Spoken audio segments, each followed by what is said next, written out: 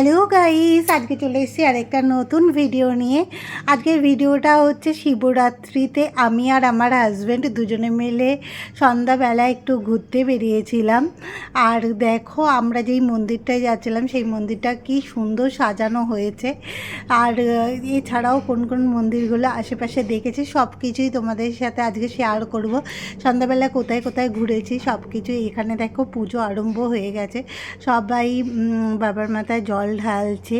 সেই দৃশ্যটা খুবই অপূর্ব। আর রাস্তাটা এরকম টুনি লাইটে পুরো সাজানো হয়েছে। মন্দিরের গেটটা দেখো, এটা মন্দিরের গেট। আর ওই যে টুনি লাইট দিয়ে ফুল দিয়ে খুব সুন্দর সাজানো হয়েছে, ব্যাপক। এবার চলো তোমাদের ভিতরে বাবাকে দর্শন করাই।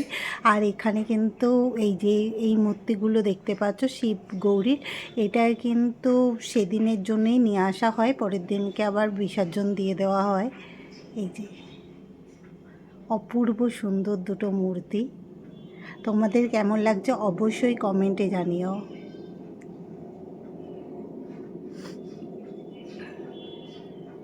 দেখো ভীষণ সুন্দর, মানে প্রতিবারে খুব সুন্দর সুন্দর মূর্তি নিয়ে আসা হয়।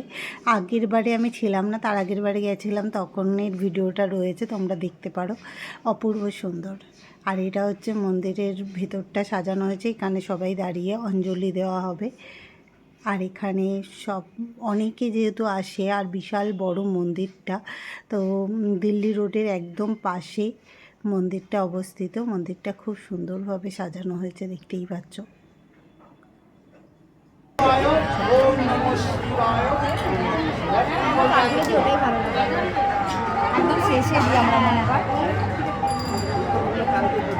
তো এবছর তো আমি আর শিবরাত্রি করতে পারলাম না, কারণ তার আগেই আমার পুজো সোনার পেটে চলে এসেছিল। আর এই সময় তো এতক্ষণ না খেয়ে থাকতে নেই, তার জন্য এবছর আমি করিনি। কিন্তু আমরা ঘুরতে গেছিলাম, যেহেতু আমার ফার্স্ট মান্থ, তো দুজনে মিলে বেরিয়েছিলাম। সন্ধ্যাবেলা এসে দর্শন করলাম, ভীষণ ভালো লাগলো, মনটা পুরো খুশি হয়ে গেছিলো। ভীষণ ভীষণ ভীষণ সুন্দর এখানকার দেবদেবীর মূর্তিগুলো। আর দেখো প্রচুর মানুষ আসে এখানে পুজো দিতে। আমার বোন রাস্তায় করে বেরিয়ে যাচ্ছে, নমস্কার করা হয়ে গেছে। এখানে সবাই অঞ্জলি দিচ্ছে একে একে।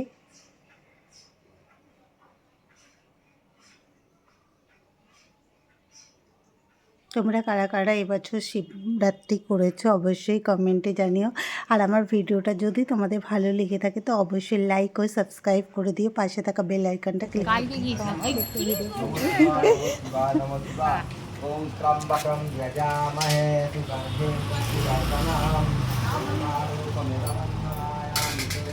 তো ঝুমাদির সাথে কথা হয়ে গেল।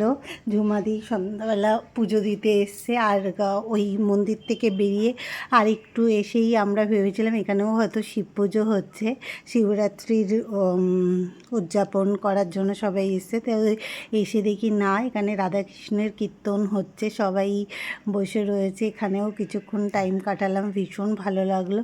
তো শিবরাত্রিটা আমার ভীষণ ভালো কেটেছে, ভীষণ মজায় কেটেছে, খুব সুন্দর ঘুরেছি, দর্শন করেছি ঠাকুরকে, মন ভীষণ ভালো হয়ে গেছে।